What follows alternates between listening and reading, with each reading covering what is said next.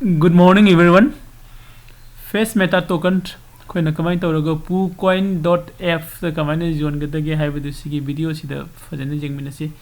step by step हौबदगी लोइबा बाबा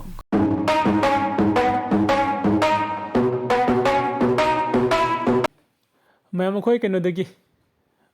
खोगी phone दगी को फोन दगी खोना मसाकी फेसबुक मेटावर्स को फेस मेटावर्स नत्रगे एनी खोगी कोइन मा हेता खोगी टोकन दे लौबा कोइन मा कमाइन तौरगा सेल तौबा यागे आइसे मैम जेंगमिनसी आइगी सिदा लाइव ता दुम आई सेल तौगे प्रोसेस तो वन बाय वन दुम प्रोसेस तो मैम दुम जेंगमिनसी को फर्स्ट आई कनोदा संगे खोगी क्रोम दा संगे फर्स्ट को क्रोम दा संगे गई आई सर्च संगा pucoin थाइना सर्च तौरे को नत्रगना pucoin.f फाइना सर्च तौर सु जारे को इन pucoin हाइना सिदा सर्च तौरे को सिदा pucoin.f फाइना फर्स्ट वन दे फंगे को सिगी pucoin.f से एंटी तौरसी अदुगा सिदा नत्रगसु मखादा खोइना स्वैप फाइबा म याहौइ नत्रा को डायरेक्ट ओइना स्वैप ते संग असु को बैक चलगा सिगी pucoin सिदा इ संग कांदा सिदा स्वैप जाउ सिदा इ स्वैप ते संगे को स्वैप ते संगे कांदा फर्स्ट माने सिदा हैक से मथक कनेक्ट हाइबम जाउ रे सिदा कनेक्ट से को सि कनेक्ट सिदा संगसिले कनेक्ट से करम कनेक्ट तौदिनो वॉलेट कनेक्ट तौबो यानी मेटामास्क ट्रस्ट वॉलेट लोइन तौबो यानी को अदो मैम सिदा वॉलेट कनेक्ट सिदा पुनमके जेंगसि को वॉलेट कनेक्ट तै कनेक्ट तौगरे को आइगी कनोदा को अदो कनेक्ट तौर मतुंगदा हजि हजि आइगी BNB आइगी कनोदा आइगी ट्रस्ट वॉलेट BNB क्या जाउरगे सिदा उबु फंगे को मैम बैलेंस 0.21 को अदुगा सोना मखोगी रिकॉर्ड मथंग मथंग से पुलअप से लेरे लोइन को सिदा सपोज एग्जांपल ना कांदा आई कनोम ओंथोनिंग हलसिबा सिदा इन फेस मेटा दो ngसागी फेस मेटा को आई फेस मेटा से सिदा लेरे फेस मेटावर्स को सि लौरे हजि आइगिदा याउरिबा फेस मेटा से 1 करोड़ याउरि को 1 करोड़ से 1 करोड़ मींस 100 करोड़ 100 करोड़ से BNB दो ओंथो केगदि सिदा सेलेक्ट करे करेंसी दो मुसंगनी अदुगा सेलेक्ट करेंसी से नंबीरो अदाय मतमदा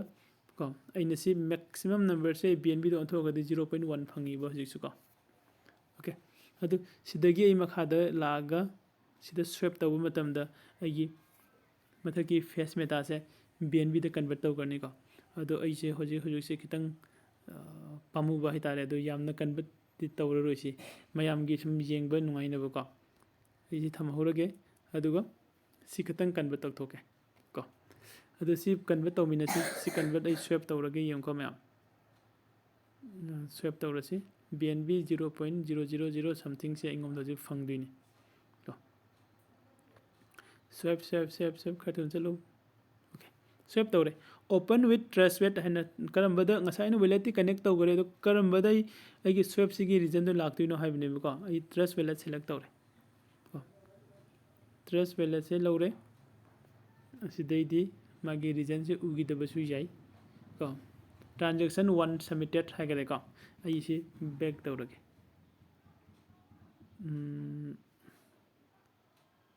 ओके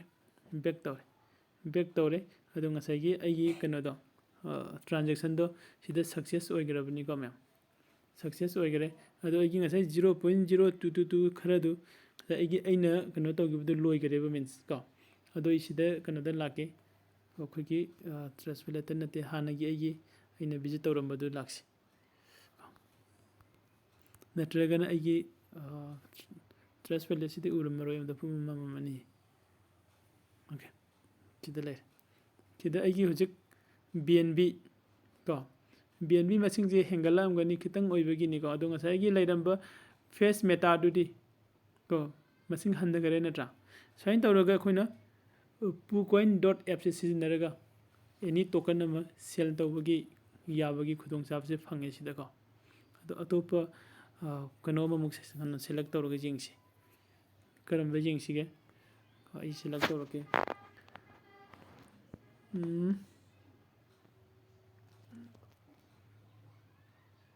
हाँ यूरो सिबको यूरो सिबा यूरो सिबा इनुसे हजिक हजिक अइगोम द लेरिसे सिसिने लाख लाख तरा करोड़ करोड़ तरा को यामी मसिंग हाइरिबा सिसे मसिंग पुलअप से इन हजिक बीएनबी द ओंथोके हाइरगदी बीएनबी सि कतनी फंगबा को नहानोमा सि यूरो सिबा सि यामनो वांगना काखलमे अदो अई खंगदबगी जोल हौदी नत्रा अदो नेक्स्ट टाइम द योनगनी अदुगा ngasiगी ओइनदी योलरोय सिदा थम्मगे सिदा फर्स्ट अई अप्रूव इश्यू से तौगदबने अदुगी नेक्स्ट प्रोसेस तो सखिदबनी को सिदा अजिते अप्रूव तौबदी कसु काइदे नेक्स्ट टाइम द अई दुम जोनबगी को अदो अप्रूव तौररोगे लोइसिनजरे मैम एनी कन्फ्यूजन लेइरेगसु WhatsApp की ग्रुप द कांटेक्ट तौबियो नत्रगना वीडियो सिगी मखादा कमेंट तौबिरो आंसर दुम पिजरके और सिगी वीडियो सिगी कनोदा मखादा खोगी डिस्क्रिप्शन द WhatsApp ग्रुप की लिंक पीरी अदैदी खोगी कनो पीरी WhatsApp नंबर सु पीरी WhatsApp नंबर से डायरेक्ट कॉल तौरसु यागनी मैम को लोइसिनजरे